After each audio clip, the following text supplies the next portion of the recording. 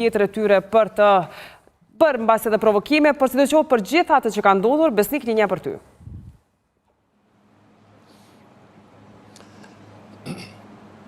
Atëherë faleminderit, në fakt nuk është bërë një pranim dorëzim kështu klasik këtu në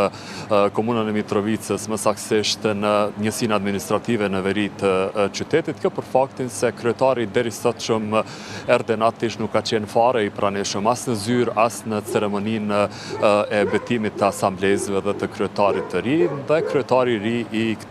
kësaj pjese të qytetit të Mitrovicës, nga sot do të jetë Milan Radojević nga lista serbe, i cili ka qenë kryetar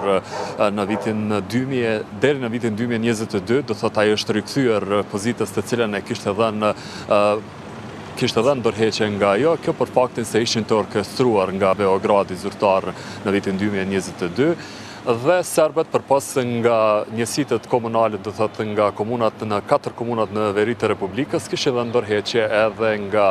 prokuroria, po ashtu edhe nga gjyqësia dhe që është më e rëndësishmja nga policia e Kosovës. Ka qenë një proces i gjatë, do thotë do duhet të ishte disa minutësh pranim dorëzimi ose betimi i asamblezëve dhe asambleistëve të komunës Mitrovicës, njësia administrative veri, mirë po ka zgjatur shumë, kjo për faktin se asambleisti nga nisma qytetare serbe Marko Jakšić, qysh në nisje të procedurës betimit të asamblezëve dhe të kryetarit të ri të Mitrovicës, ka hedhur, do thotë ka qitur mbi tavolinën në mbledhje e cila është vëzhguar nga Shtetet e Bashkuara të Amerikës, nga Bashkimi Evropian dhe zyrtarë të ndryshëm të ambasadave, për shkak se është një nga proceset politike më kritike momentalisht për Kosovën, për vetë faktin se betimi, pranim dorëzimi i detyrave në këto 4 komuna në Mitrovicë, Zubin Potok, Leposavić dhe në Zveçan, është një nga kushtet që duhet Kosova ta përmbush në mënyrë që eventualisht Bashkimi Evropian t'i heqë sankcionet apo ato që ne kemi dëshirë të quajmë si masat ndëshkuese që BE-ja i kishte vendosur pikrisht për shkak të marrjes pushtetit nga kryetarët të komunitetit shqiptar, dhe ishte një proces pra në prill të 2023-s ku serbët po ashtu të thirrur dhe të dirigjuar nga Beogradi nuk kishin marrë pjesë në ato votime dhe më pas kishin marrë të situata që të kishim 4 personat shqiptar, do thotë kryetar të komunave. Pasi që nga Ministria e Administrimit të Pushtetit Lokal, që i vjen shteti vetë i pranishëm në këtë seancën këtu në Mitrovicë, kishin thënë se duhet të hiqet njëherë flamuri serb të cilën e kishte vendosur asambleisti Jakšić, për ndryshe nuk mund të procedohet tutje, dhe ishte zhvilluar një mini dramë politike aty përderisa përfaqësuesit e listës serbe ky kryetari i ri Radojević e kishte thirrë Jakšićin edhe jashtë korridorëve të kuvendit komunal, do thotë godinës komunës, dhe kishte lutur që të hiqet, për ndryshe nuk mund të procedohet. Ai hoqi flamurin serb dhe më pas u bë betimi i asamblezëve dhe asambleistëve në këtë komunë dhe po ashtu Radojevići, por ai nuk hyri në zyre për shkak se e thash në fillim të lidhjes, erdhe Atić, kryetari deri tanishëm i Mitrovicës, njësia administrative veri, nuk ka qenë i pranishëm fizikisht, do thot as në zyrë nuk ka qenë, por Radojević tha se do të punoj për të gjithë qytetarët e Mitrovicës, ndërkaq gjithë procedura është përshkruar me detajet të hollësishme, për shkak se në prapavinë e kuvendit komunal, do thot ku është mbajtur kjo mbledhje e sotshme, e cila ka qenë jashtëzakonisht e përcjellur si nga mediat vendore, ashtu rajonale dhe ashtu ndërkombëtare, ka qenë portreti i presidentes së Republikës Vjosa Osmani, pastaj flamuri i shtetit dhe po ashtu edhe betimi është bërë sipas procedurave të cilat i ka përcaktuar Ministria përkatëse, që i vjen Ministria e Administrimit të Pushtetit Lokal.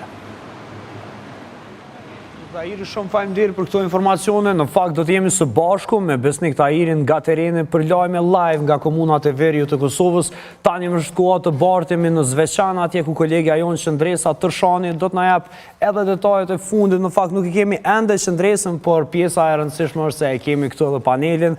ku siç e ceku edhe zonja Bajrami të ftuar në studio sot na nderon me prezencën e tij profesor Muhamet Kelmendis edhe miku im Ardian Gaxheri. Do ta kemi edhe një lidhje direkte vullnet Krasniqin, por fillim fillimisht do doja ta filloja bisedën për t'i dhënë pak më shumë kontekst me mikun tim Gaxherin, që pastaj ja bëjmë edhe analizën me juve, zotri Kelmendi. Zotri Gaxheri, si shikon ti realisht këtë të cilin u flet, pra ka disa incidente, por e rëndësishme është se flamuri i Kosovës është atje edhe gjithashtu nuk ka ndonjë ekses i cili e pengon procesin deri tash. Po, kjo është kthim në pikën 0. Këtu tash serbët duhet me fillu prej fillimit. Normal që nuk kanë me i kursy institucionet e Kosovës që nuk i kanë kursyer deri në ditët e sotme, por megjithatë ne Kosova është shteti dhe ata që udhëheqin me komunat jetojnë brenda Kosovës. Dhe ishin betuar në flamurin e Kosovës, me sa e kuptova nga Pikërisht, dhe ne nuk duhet të lëshojmë penë të drejtën ligjore, sepse drejta ligjore është mbi atë dëshirore të njerëzve dhe mund të shohim një mendësi e cila vazhdon të jetë një mendësi ballkanike për flamur. Kemi një kryeministër të Kosovës i cili për flamur për bashkim kombëtar fap flamurin, kemi një serb atje në Mitrovic Dvereut që qet flamurin dhe fap e hek flamurin. Do me thonë, kjo mendësi duhet, njerëz duhet më u bo kosmopolitan, bota duhet, njerëz duhet me kuptu që duhet me bashkjetu, nuk mundet kërkush nuk jeton vetëm, ose vetëm në etninë e vetë. Zdeshte ki me pas punë me nacionalitetet tjera, pra ndaj ne duhet të mësohemi